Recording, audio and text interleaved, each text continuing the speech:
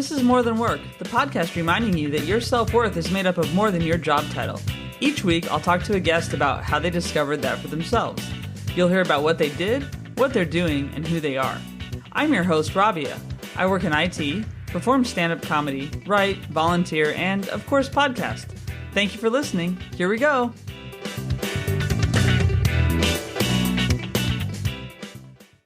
Hey everyone, so there might be a little bit of background noise. I'm actually at a pub in Cambridge. I'm near Cambridge University, and I'm doing a comedy gig up here tonight. So it's been kind of fun lately to travel around and do comedy in different cities. I went to Liverpool last week. I'm going up to Edinburgh for Fringe, where a lot of friends are going to be doing their shows. Actually, Philip Simon was on the podcast recently, and he's doing his kids' comedy show as well as another show called Jew-O-Rama, which I'm going to be on in a special role as the non-Jewish comedian that night.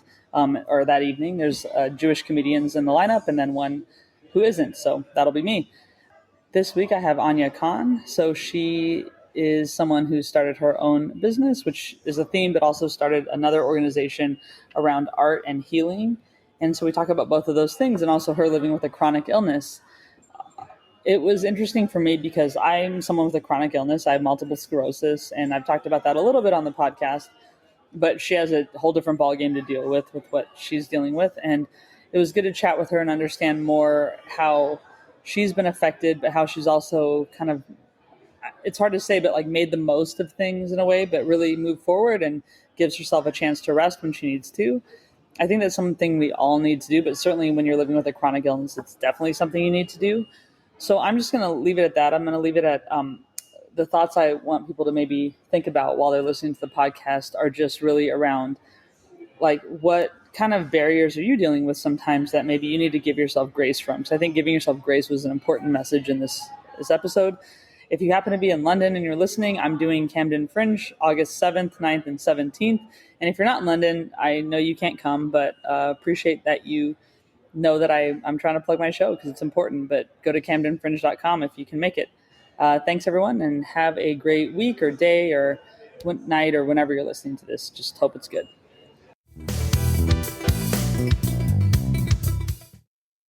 Hey, everyone. So today my guest is Aunia Kahn. She is a multimedia artist, creative entrepreneur, and the owner of Create for Healing and Light Owl Design. So we're going to get into what all of that means. First of all, thanks for being on, Aunia. Oh, thank you for having me. Yeah, I'm really excited to chat with you. So first of all, where am I talking to you from? I am currently in Eugene, Oregon. Nice. And how long have you lived in Oregon? Since 2015. I'm from Michigan initially and lived a lot of my life in the Midwest and then moved to the West Coast.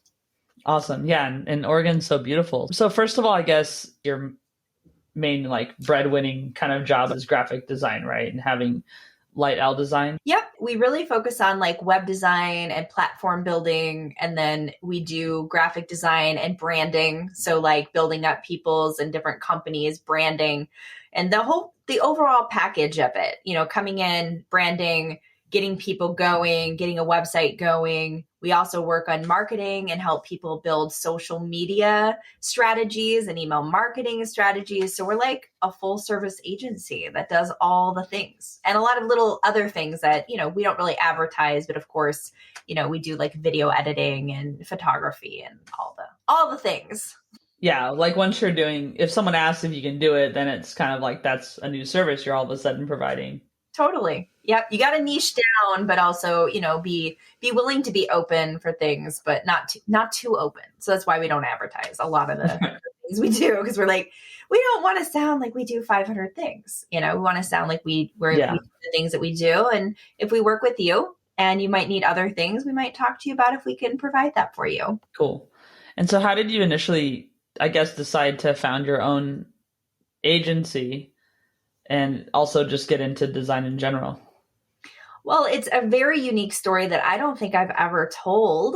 Years ago, I was in music and had my own band. I was kind of like a female Nine Inch Nails. I'm not comparing myself to Nine Inch Nails because they're legendary, but just in the same genre, like electronic. I did all of my own synth lines and drum beats and vocals.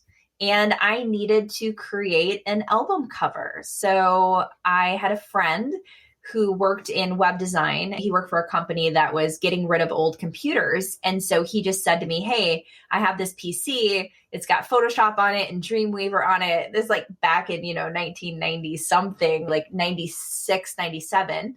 And I went ahead and I said, sure.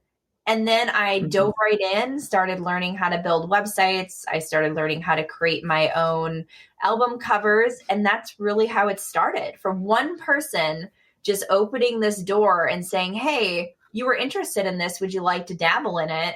To now 24 years later, this has been able to keep me financially solvent, especially through a lot of my health issues. So I have to say thank you so much for that person for doing that for me. That's amazing. And did you teach yourself at that point, or did you end up going to classes, or how did you go about it? So I'm very much into being self-taught with everything I do. Not that I have any issue, and not that I haven't taken courses on different things and looked, into other mentorships, because you can only learn so much on your own, right? I mean, there's always this ability when connecting with others or going to courses where it's going to challenge you into the thinking outside of the box, which is important to me. But the majority of it was really self-taught, as well as, he did teach me some things, and then it's trial and error. I like puzzles. I like to figure things out, and kind of like we were talking about services and kind of how they expand. It's the same reason why we kind of touch into different places, because if I have an opportunity to learn something, I get bored real easy. I'm going to go like, okay, let me learn that. Let me go ahead and like check that box off and go like, I've done that. Maybe I'm not great at it. Maybe it's not a service I offer. Maybe it's something I don't do again. But I'm so interested in learning and so interested in expanding what I can do in all facets of my life that it's hard for me not to want to like, what is happening? What are we doing? Squirrel, Yeah. But it's good because you kind of can then get deeper into certain subjects or skills if you want, or you can have at least knowledge that's workable. That sometimes, like for me, I think just having that knowledge helps me call out BS when I need to, or decide this is not something I know very well, but then I can find someone who does and just kind of, just realize that. So I think it is cool to be like that. Totally agreed. And even with, clients that I work for, having knowledge in different things, kind of like you're saying, even if they're not my expertise, it does help me go like, oh, I don't know if that's such a great idea. Maybe you should look for someone else who does that, so that you're not getting taken advantage of by somebody. Because in the industry that I work in, there's a lot of people who are like, I'm a graphic designer, I'm a web designer, because they know how to kind of throw things together. And that's great. Like I encourage people, like if you want to do it, that's fine. But there's a difference between professional in any field and somebody who's just kind of dabbling in it, right? And if you want your, your sister, brother, your nephew's wife or whatever, doing that's totally fine. But also you want to be safe and careful with the choices you make if you want to elevate your business, right? So absolutely agree. Then you learned how to do design, graphic design, and other things. And at what point did you decide to found your own agency or create your own agency versus working for other people at different places? I have been doing this on my own for 24 years. So the whole entire time it's been me working directly with clients, usually freelance or contract work. I've not really worked with anybody else or been hired by anybody else to do this as in within their construct of their business, being like an employee. I did take a couple steps in doing that from time to time. I mean, I'm talking like maybe 3 times in my whole career, and it never seemed to work out very well because we have just so much going on, so many different people. But one thing I have always really missed out on is working with myself and then being able to like send work to other people that I know. Or now my partner's actually a part of my business because of COVID. So that was an interesting change for us. It's kind of been my own thing until then. But the difference is being able to work with lots of different people is great. But I still have this, like, I kind of wish that I could like work with one company only and just one person and have one goal. Because when you're working with, 20 plus clients, it's actually quite difficult to keep it all together, because it's a lot of different needs, a lot of different wants. People are pulling on you, and it can be you have to be pretty organized. You have to, thank gosh, I am very organized person, like ridiculous, but it's difficult. And so I crave that. I always have, but every time I go in that direction, it seems like it's not the best thing for me, because I do need, again, like we talked about earlier, the challenges. I will get bored easy. Well, I mean, I've worked for a while now in consulting. I've worked as an employee of companies for a long time, but have had different clients before I moved into marketing, which I'm doing now. With the longer term ones, one thing that is nice is you do form sort of a team with them, and you get to know their business and know them well enough where you kind of create that coworker kind of feel. Yeah. But then you're not embedded in their business, so you can also maintain your autonomy. So I always kind of like that. Do you get that feel sometimes too? I do. I absolutely do.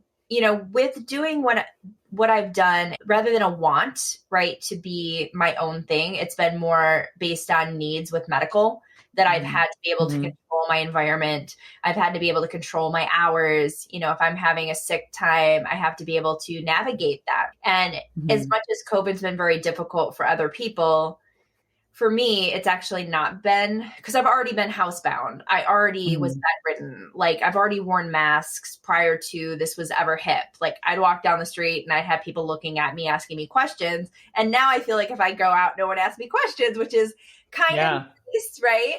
But I wish that, it went the other way around. I truly wish that I would have joined the normal world, the non-mask world prior to COVID, rather than everybody kind of joining my odd, place that we're all in right now with mask, no mask, whatever. But with my business itself, it is really nice to be a part of that culture, the company culture, to be included in things, to have that long-term relationship and long-term goals, but also know that you're not so ingrained in it that it can be all-encompassing, or, you can kind of remain a bit autonomous, and there's a little bit more freedom in that, even though I still crave that. And that's probably very different than the average person who's worked a normal job, who's worked for the man, or had, an employer. I think right now, with the work culture changing, a lot of people are like, man, I don't want to be under anybody. I want to work from home,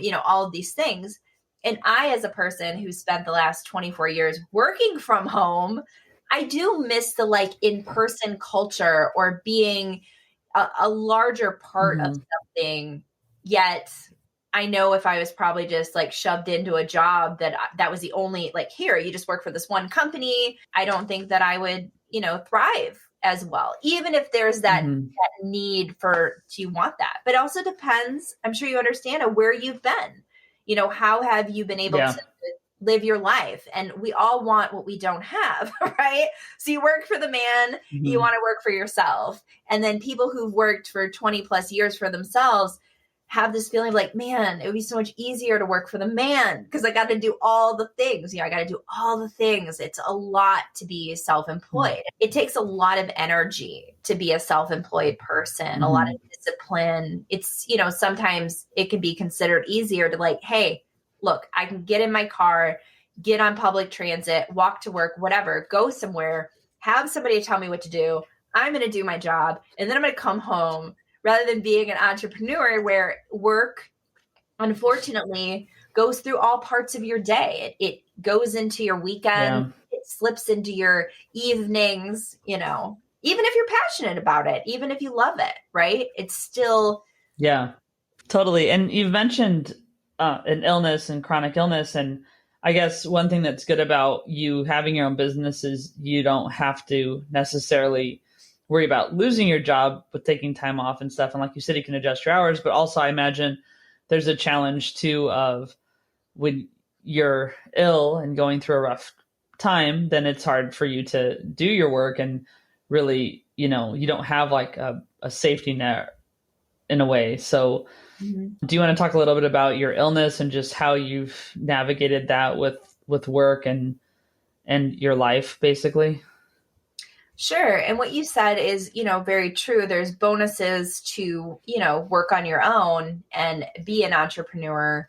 But also when you have a chronic illness, there's also a lot of weight and things that you don't get paid for sick days. You don't Mm-hmm. have, leave. Like if you've worked another job, you can have a medical leave or whatever the case may be. So there is that flexibility, but there's also a lot of risk. So for me, I have EDS, I have Ehlers-Danlos syndrome, as well as mast cell activation disorder, and I also have dysautonomia.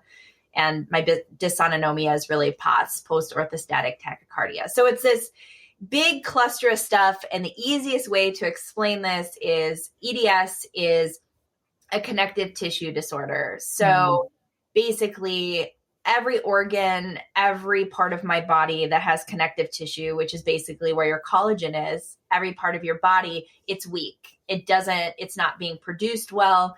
So you'll see it with people with like really flexible, like if somebody's really flexible and they can like bend their finger back or whatever. There's a difference between being flexible and being hypermobile. Flexible is a natural that somebody has worked that way, or they're just generally flexible and they're not hurting themselves if they're doing that. Somebody who is not flexible, who's hypermobile, means your joints are moving in ways that they should never do. And it's actually pulling on your tendons. It's pulling on things. And if you keep doing that, you're not going to have elasticity anymore. And some people with EDS can't like even close their hands and grip things. A lot of us can't walk. Well, I spent a lot of time walking into walls thinking I was just tall and lanky and klutzy, which has been my whole life, and hence EDS. So, and I got diagnosed with that last July, and I had diagnosed with mast cell, a couple years before, but it's been a 20 plus year experience for me, and very invalidating to have people continually say there's nothing wrong with you. It's in your head, you have health problems, which is a chronic situation with invisible illness, as well as often for women. Not that men don't experience this, they absolutely do. It's not gender specific. However, women are often blown off more based in hormones. And so very destabilizing. Ended up on a feeding tube formula, ended up getting in so many arguments with doctors. And, finally in 2018, I got my mast cell diagnosis, which gave me medication. I was having allergic reactions. So mast cell is, you have these lovely cells in your body and they're supposed to protect you. So if you go outside and you have allergies and you start sneezing, that is your mast cells. They're here. They're like, we are the army and we're going to take care of you. Well, people with mast cell disease, the army goes off all the time. So the army goes off when I'm too hot. The army goes off when I'm too cold. The army goes off when somebody drives by and there's bass in their car. The army goes off when I get upset. The army goes off like anytime that, or I exercise. So anytime that you're releasing anything, adrenaline, or your body's trying to work to regulate you, that's when they go off. And so I was having 2 to 3 allergic reactions a week for years upon years on end, and in the emergency room and in urgent care. And everybody's like, it's anxiety. I'm like, pretty sure it's not. But what are you going to do when there's testing? For all of these things are multi-system. So you're dealing with lungs, you're dealing with your heart, you're dealing with your digestive tract, your reproductive organs, your brain, your neck. There's a lot of people with EDS that have chari, where your neck is so unstable that part of your brain can like slip out and you get all pinched, and people are having reactions and they're like, yeah, it's anxiety, but it's one of those things that you just deal with. And so I was very negatively affected by how I wasn't taken seriously. And finally getting the EDS diagnosis in July of last year, I still right after that was like, I'm not sure. I'm not 100% sure. Maybe not, because you've been gaslit for so long, people like, there's nothing. I still in this very moment go, do I really have it? It's like, I have all the science, we've done the testing, like it's all there. But back to work with that, it's made it it's difficult for me when I'm having a rough time because I, like a lot of people with chronic illness, when I feel good, I push myself too far. And then when I'm sick, I recover and I feel guilty about it. I feel bad and I'm not participating in the world and I'm not a worthy person and all of these narratives that are very toxic. And then when I'm able again, I then push again. And so it creates this thing that I'm working very hard on. And part of the reason I'm sharing it, because I think anybody in the chronic illness world or that are struggling understands this like pivotal thing that goes back and forth, right? Like this, like I'm sick and I must take care, but I'm forced to take care. And now I'm decent enough right now. I'm going to push myself and do as much as I possibly can, right? I'm going to overextend myself so that I can like show up in the world.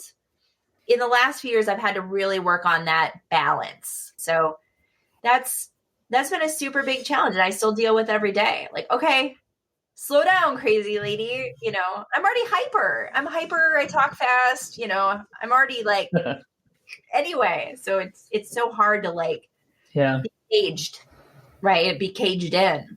So. Well, it is. And I mean, a lot of it's relatable to me. I mean, one thing is like, I have celiac disease and it's not that big a deal like what you're talking about, but I can't eat gluten, but it's a disease, first of all, that no one can see. So it's invisible, but also one that people kind of make fun of because like everyone wants to talk about how gluten intolerance versus celiac and, then they assume they know what it means for you and then they make fun of it. Right. So it's like funny that people can have gluten and it's fake and whatever. But also getting diagnosed with that took about 5 years for me, which is ridiculous. And I was offered a hysterectomy at one point. It's like for an autoimmune disease, for me being allergic to gluten, I should get a hysterectomy because obviously it was because I was a woman, because I was low in iron. And it just, I totally understand how they just say, you're a woman, it must be something related to you being a woman. Mm-hmm, it's sure. Ridiculous. It's absolutely. And so people have to be advocates for their health. Like you have to, and it is discouraging. So I totally get that. And you went through it for very, very many years. So of course, when you got the answer, you were unsure at that point. Mm-hmm. Yeah. And you have to be, like you just said, I want to hit that home. You have to be an advocate for yourself. If you know that something is wrong with you, it doesn't matter if your spouse doesn't believe you, your doctors don't believe you, your kids, your friends. It does not matter what other people think. It doesn't. If you feel like something's wrong, and even if it is mental, let's say it is, let's say you feel like there's something wrong and it really is a mental health problem, and it's not like an organ issue, because obviously this is all physical health wrapped in together, then that's something too, right? It all matters. If you don't feel right, then you don't feel right. And people around you definitely need to support you, and you should just not give up. I mean, there's so many times I wanted to give up. I can't tell you how many hundreds of different doctors and people trying to convince, trying to do tests, and it's hard not to be like, well, screw it. I mean, at one point they wanted to put me in an eating disorder facility. And I said, fine. I said, if you think I have an eating disorder, because I can only eat 10 foods. I'm basically allergic to all food, sometimes water at times. And so I can eat 10 foods in the same order every day for the last 10 years, since 2012. But I'm stable. And if that's what I have to do to survive and not be on a feeding tube formula, fine. Food is not enjoyable for me. It is a life, it's a substance to keep me alive. And that's all that matters. However, it doesn't matter, what goes on for you. Even if somebody was to say like, oh, okay, you have an eating disorder, which they did. I said, fine, put me in an eating disorder facility. Let's go ahead, because you know what? Maybe I'm not as self-aware as I think I am. Fine. Let's give that a try. Let's check it out. I'm open. And of course, they come in, they check things out, and you're like, yeah, you pretty much don't have an eating disorder. I'm like, but I met one of my most amazing counselors through that facility. So everything happens for a reason. And even if it sucks, I ended up meeting an amazing counselor at that time in an eating disorder facility who then worked with me on my aversion to food, because every time I ate something, my throat would close and I would start having this horrible reaction. And so she was able to work with me. So it moved me into a place where I needed to be with somebody who got it, but also, it felt very demoralizing to like, be like, Yeah. oh, this one. I'm like, pretty sure I don't. I love food. I would eat I used to eat a whole pizza when I was a kid. Like, I could eat a whole medium pizza on my own. Like, I like to eat. Yeah. This is not why we're here right now. We don't have choices. Yeah. With celiac, which kind of what I started out with, and obviously it's not more severe, but different. It doesn't matter if you can not eat gluten or you can't eat all foods or if you have to avoid one thing or not. People need to start respecting people for what they can and cannot do, right? Like it doesn't behoove you or me to live our lives avoiding things like bread. Hello, who doesn't want bread and butter and gluten-y, nummy, tasty stuff? Like, I don't think anybody's out there going like, I want to be gluten intolerant because it sounds like it's a good thing. It's fun. Yay. Yeah. It's more expensive and it's annoying. And then you have to always put up with it. And then as far as the whole thing too, with the invisible illness and then pushing yourself, I totally get that. And I've shared on here, and I shared with you earlier that I have multiple sclerosis. And so I am a person who's also very driven like you. And I'll push myself, and I'll constantly hear, especially from my mom, but from other people, you need to not be stressed out. You need to do less. You need to rest more. And it's like, I get that, but I also know that there is a big chance that one day I will not be able to do what I can do today. Yes. That is it right there. That is the gospel right there. Like, I want to do what I can do because I don't know how long I have to be able to do that. And I think there's a lot of people who don't deal with chronic illness or certain types of circumstances in their life that don't understand that urgency. You just have a different perspective because it's not just about dying at that point. Like, because people say, well, you could get hit by a car any day. Yeah, that's true. Okay. Not if you're sitting in your flat all day. You're not going to. Right. But there's a thing about doing what you can while you can. And I think, and learning at a pretty young age that's the reality. And one thing that you have a value that's very similar to mine too is service to others. I would say, right? Super important. Yeah. And so I want to talk to you about Create for Healing, because outside of the work you love doing with other businesses, you also have this organization. So can you talk about Create for Healing? Sure. And yeah, like you said with yourself, it's really important to help others. And I think when you can, let's put that as a thing, because sometimes people feel obligated that they should help others or whatever. And it's like, no, you don't have to. If you can, and you have the ability to, and that serves you in a good way, then yes. If you're helping others at a detriment to yourself, it causes you stress and all that, then that's not serving others, because you have to serve yourself before you can serve other people. So Create for Healing is an educational platform where we mix healing from trauma, working with, medical illness, working with grief, working with healing from narcissistic abuse. We have other things that aren't as deep topics. We have kids courses that work in things like identity, building up identity, working with your inner child, even courses that are just like play, like, okay, we're just going to like paint a portrait, because not everything has to be therapeutically, focused, but it's really taking education and fun and creativity and pairing it with healing for ourselves. Because for me, as a human being, I have used healing and art without wanting it or thinking about it. So I never wanted to be an artist. I'm an internationally renowned artist. I show I've showed in museums and galleries. There's tons of press about what I've done.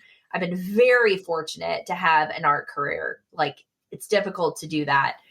And for me, I never did the art as like, I want to like be in galleries or I want to be a well-known art. Like, I never cared about that. It was really, I need something to hold on to keep me on this planet, because I don't know how long I'm going to live.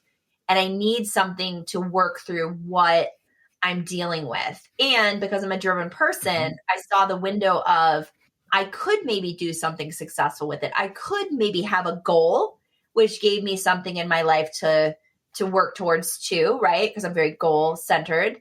I have 407,000 people follow me on Facebook, and it's important to do the thing. Mm-hmm. And in COVID, it really changed me. Like, no, that's never why I did art. Never was the reason. And I need to come back to my roots. My roots are art is healing. My roots are art and creativity. And again, I want to say art is not being a painter. Art can be organizing your house. Art can be working on a car. Being creative isn't just for painters. Being creative comes in every part of our lives, right? And so in doing that, coming back to my roots, I also was able to touch some physical mediums. That's another reason why I kind of returned back in 2018, which then alleviated a lot of my allergic reactions. So then I started kind of testing the waters with traditional mediums, first with colored pencil, and then next with watercolor. And before it was like life-threatening for me to touch these things. Now I had more of like, I had a safety net. I have medication, I have support. Like if I start to feel bad, I know I have something, I can take care of it. And so by moving into traditional media, I suck. Like, you know, I have how many years from 2005 until now doing digital work. I have honed my craft. There's always something to learn, but I've been doing it for almost 2 decades, you know, like I'm pretty good at it. And you throw me into traditional and I'm like, I suck. This sucks. You know, I'm not great at it, and that's okay. But it really humbled me. It humbled me. It changed me. It made me realize like, this is why I do it. Would I rather work in traditional media because it's healing and I can touch things and I get to have this tactile experience I haven't got to and make a mess of it and look stupid? Or do I want to stick with what I know because that's what everybody claps and pats me on the back for? And that's not what I want. And then that opened another door to create for healing. That's where that kind of like, oh, this is my mantra. This is my root system. This is the core of my being. And how can I serve? How can I bring that to other people? How can I open them up to coming into that creative space in a reasonably affordable way to then after heal and work through things that they're needing to. So we launched it. I got my diagnosis in July of last year. And within 2 weeks, I bought the domain name. I got crazy and I just built the whole platform on the back end. It was really nice to be able to take what I knew and be able to serve, you know, my passion. Because this is not a money project. Would I love to make money from it? Absolutely. Who would not want to make money off of their time? But right now it's really trying to get it out there. We make our classes very, very affordable and we do what we can. And we offer blog posts and different projects all around the healing aspects of creativity. And I wish I could dedicate more time to it for sure. But my partner's also working with that on me too. So he has integrated himself into both of these, which has been really healing for both of us because we both have had our own challenging journeys. So yeah, it's been nice to not be alone in it because usually it's just me, myself, and I doing the thing. And now it's nice to have that, you know, partnership where I can powwow and we can talk about different ideas. And I'd love to have that grow. We have guest blog people. We have, you know, things that we're opening courses for other people. So if anybody's listening and they may have a course or some, you know, wisdom about healing and art, we're really, really open for community and would love to have guest people share their knowledge because I clearly don't know everything. That's for sure. You know? Yeah, I participated at South by Southwest a couple of years ago in art thing, but it was helpful because it was actually about just coloring basically, but your feelings around something, you know, that she was talking us through. And it was really cool because it was a way to get something out. I'm a writer. I mean, that's my art pretty much. But it was nice to do something in a different way. Got my brain working in a different way, got other emotions out that I wasn't sure about. And I even think that like people do the vision boards, right? And I think that's a form of art and getting things out too. And so I agree that art, whatever it is, music or painting or any of these other things, just cutting paper out and taping it to something else and all that stuff really is helpful. Yeah, there's no pressure in like what is art. There's so much negative things about like you're not an artist, you're not good enough. It's like no, creativity has been with us for thousands of Mm-hmm. years. We need to create, we need to express ourselves. And I do want to talk on your writing. Writing is really important. We do journal prompts and things like that. We include Mm-hmm. writing as a part of what we do.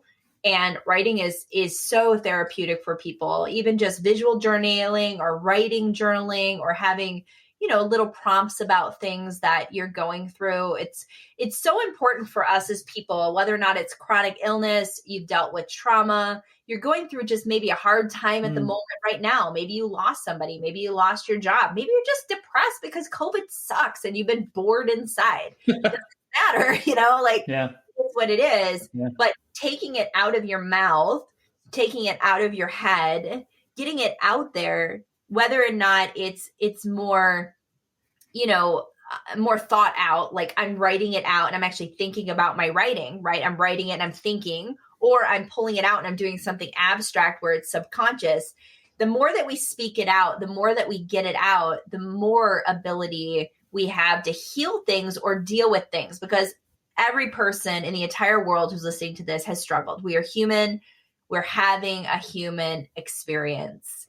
And if we're able to see ourselves, witness ourselves, maybe be within groups, have other people witness you, if not even just your own witnessing, your own experience of getting it out there, can just really help you touch it in a different way rather than it just spinning in your head all the time. It's just up there, it's just living up here. This anxiety is living up here. These depressive thoughts are living up here. I'm feeling bad about myself. All these things just live here. And we have control. That's what's beautiful. We have the control to remove these things and put them out on the table and do it. And when I say control, I want to clarify, because I know people get up in arms about that. Like, we don't have control over everything. Like, we can't control, what happens. That is also very true. But we can work very hard at our reactions and how we deal with it. And maybe we won't deal with it well. And that's okay too. We don't have to be perfect. We do not have to be perfect, but we have the option to react the way we want to react and deal with things the way we want to deal with, and be gentle with ourselves when we can't. If we can't deal with it, that's okay too. If you want to cry and put yourself in a little ball and hate everything, totally normal. Do it. Get those emotions out however you can. But creativity is a really lovely way to tap into it in a bit of a different way. Yeah. Yeah. And it's boundary setting, and it's realizing you can, like you're saying, control your part. I mean, we saw someone just, this is right after the Oscars. We saw someone who did not control their emotions in a very specific situation. And for me, watching that was really awful, because I know I've been that angry. And I know that I've done things I'm not proud of. I haven't hit people, but done other things and said things. Words are my weapon, right? And they're also my art, and they're also how I express myself. And so I think, realizing that you can control what you do, you can't control what other people do, is super important. And totally. So I agree about the control part. But if you're doing art to try to control someone else, it's not going to work. So don't do it for that reason. Totally. Maybe a voodoo doll? I don't know. Totally. Emotional control is sexy. That's all I have to say. Emotional control is super. I like emotional intelligence. Yeah. But we also have to realize that people make mistakes in life. Yeah, 100%. And we make mistakes. And when we make mistakes, we have to forgive ourselves just as much as, we maybe need to seek it from somewhere else sometimes, because that's really the hardest person to deal with sometimes, is yourself. That's right. And know that there are consequences, for the mistakes that we do make. Nobody wants to hurt other people. I'm not naive, but generally speaking, I don't think people want to go out and seek to harm others. What we want for ourselves, which is, peace and love and care, and we want to be accepted, and we want to be a part of groups, and, we want to be seen and validated, is the same experience everybody else wants. Can you talk a little bit about your art career? Because you are an artist who is in galleries, and you have had success there, besides just having your business as well that you have where you're doing graphic design and branding and marketing and everything. But can you talk a little bit about your art career? So the art thing is something I didn't ever expect to be doing. Like, it's one of those things where when I was younger, I wanted to be either a therapist or a surgeon. Like, that's what I wanted to do. I wanted to cut out cancer, or I wanted to fix your weary mind. Obviously, with things happening in my life, those dreams were unfortunately shattered. And as I started to progress down a really bad place with my illness, I like looked after art as a way to express that. So work that I started doing, a little bit before 2005. That's really kind of when the career started, but I was doing stuff before then. It was very dark, like very, very, very dark, dark, dark, dark stuff. We're talking, pieces where it does depict a bit of domestic violence and controlling and not positive topics. But for me, I wasn't doing it for public. I was doing it because I needed to resolve some things inside of myself. And one day I was at a park, and it was one of the first times I had gotten out in a really long time. And at the time, the person I was with was like, we should go to this park. They're having this thing for kids. I said, sure, because I wasn't leaving the house very much. I've been very isolated. So this guy walks up to me and he asked me if he can photograph me. And at this time, I had like black hair, dark lipstick. I was much more in my goth phase. So, apparently I was this anomaly in this small little town in like Southern Illinois with these kids. And he's like, can I take a photo of you? And I'm like, who are you, weird man? Like, I don't think so. Like, that's a no.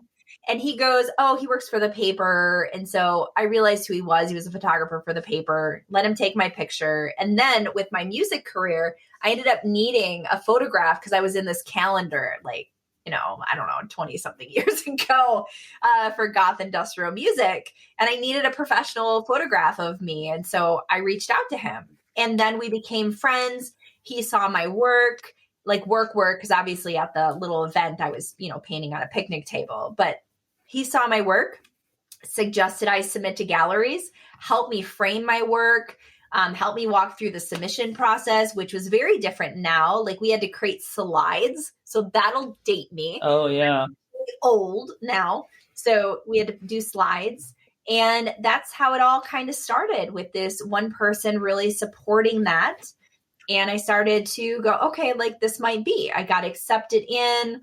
One of my first shows was really intense because the work was dark. Like, again, digital wasn't a thing back then. My work was also very dark. And so I remember it being up on the wall, and I stood back. I was very uncomfortable. I was not good at being in social situations at all, or even the stress of going somewhere. Like, the nervous stress for me would cause allergic reactions. Like most people who, have anticipatory anxiety, it doesn't feel good, period. No one likes it. It's not a good feeling, right?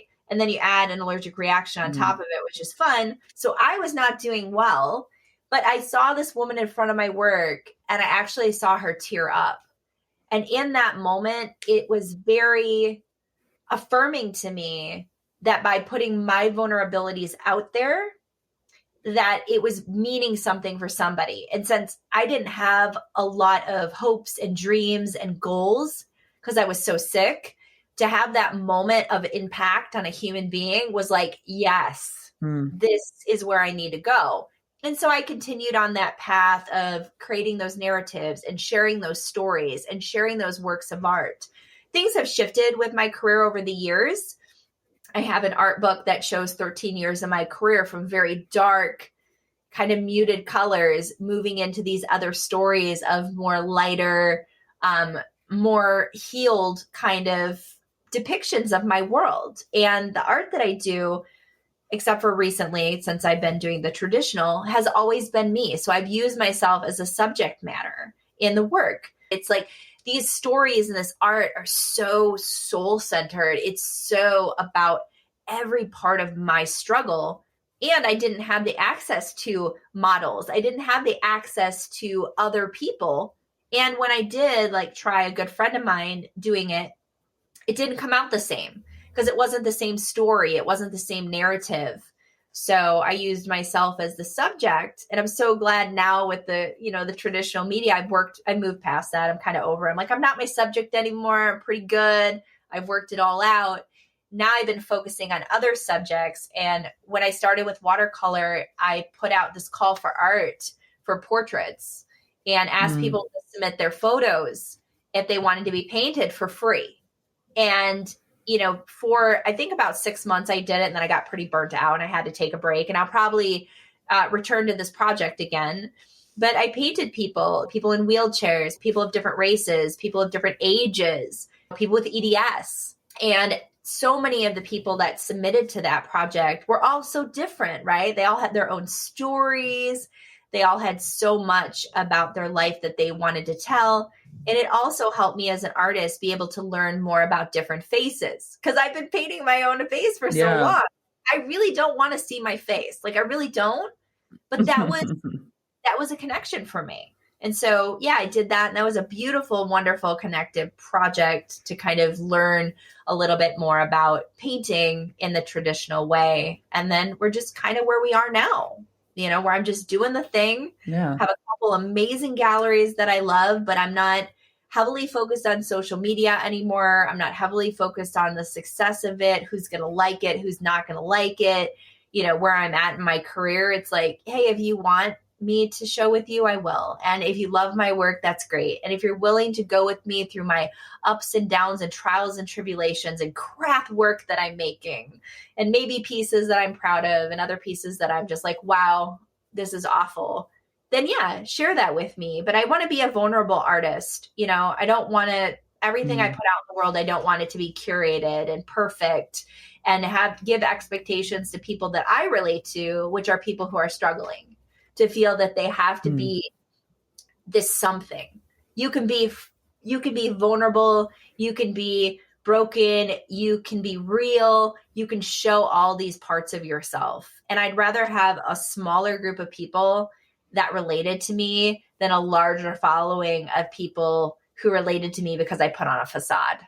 I'm just not interested. Absolutely. Thanks for sharing about the evolution of your art career and where you are now. I talked to this woman, Jency Keaton, a few weeks ago, or published the episode a few weeks ago, and she has an art gallery in Dallas that she's founded. But she was talking too about people not doing things for fun anymore because you have to do it for social media and you have to do it for the likes and to be perfect. And so it was very similar conversation, that kind of rejecting that idea because it's for enjoyment and always being pressured to be good at things. I mean, I think it's even worse for kids now because parents are sharing the kids' stuff on social media. And so it's nice to hear about that kind of, even as a professional artist, really, you're able to then say, but I'm not good at everything. So do you have any advice or mantra that you just want to share with the audience? And it could be related to work or related to anything, really. I think the mantra that's most important is to never really give up on things that you want to do, even if you don't have support behind you, because your opinion, your choice, your dreams, your vision, it doesn't matter if people think you will be successful. It doesn't matter if they like what you're doing. Just be you and go where you want to go, but also to not pressure yourself as well. Like you might want to do something, but you might not be ready. And that's okay too. I think giving grace to yourself, like never giving up, but also giving yourself grace. I think everybody that I love and all the people I'm close to, the biggest struggle that I see with people are how hard they are on themselves, just how much they feel that they need to do more than they are, be more than they are. And you're fine just the way you are. You're fine right now in this very moment. You're totally perfect. Yep. Well, that's great. And I think very true.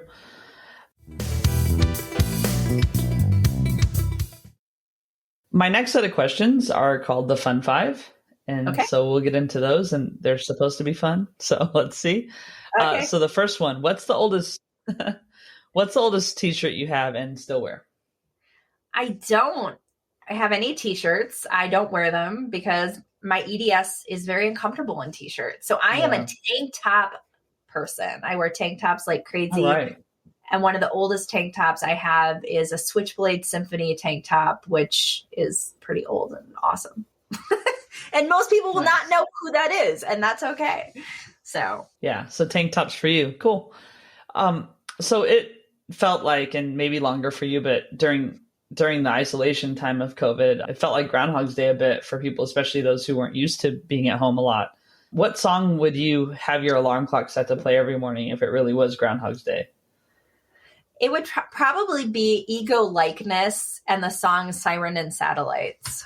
So I just love pretty much all of the music, but that would probably be the specific song. Again, probably an obscure thing that no one knows. Awesome. Okay, and this one I can almost guess now, but coffee or tea or neither? So if I had to choose and I could eat the things, which I cannot because I can only drink water, I would totally be a tea person. I love tea. There's so many different types of tea and it's so good. I smell tea, even if I can't drink it. I smell it. That's nice though, actually. That is nice. And yeah, there are a lot of teas. So can you think of something that just makes you laugh so hard you cry, or something that just cracks you up when you think of it? I just like to get into like what makes people tick in this way. That's the comedy side of me. So something that I find ridiculously funny is when people throw cheese on cats' heads. And there's all these videos of people throwing pieces of cheese and it lands on the cat's head.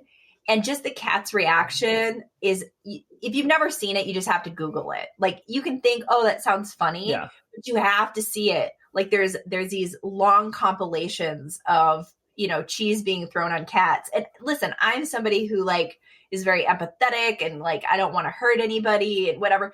You're not really hurting a cat throwing cheese at its head. You do it to dogs too.